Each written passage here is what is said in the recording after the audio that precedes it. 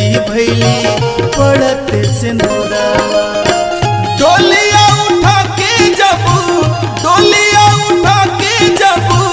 चले ले कहलवा बेटी परदेसी भैली पड़त सिंदूरवा।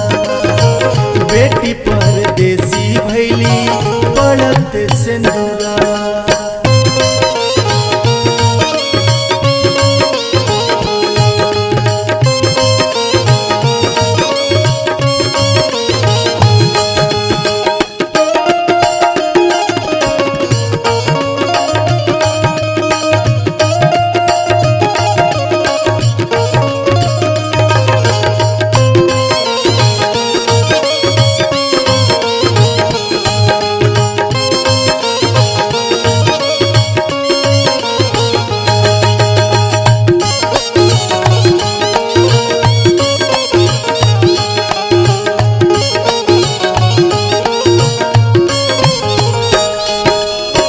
गैया के समान बेटी घर में रखाए, एक से खुले तो दूसरा खूंटवा बनाए।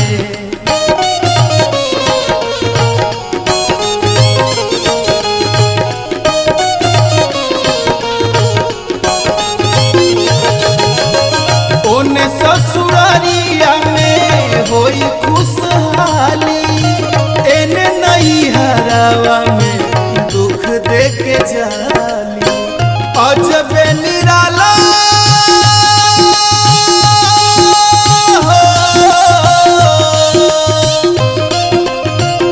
अजबे निराला बाटे माया के नजरवा। बेटी परदेसी भैली पड़त सिंदूरवा। बेटी परदेसी भैली पड़त सिंदूरवा।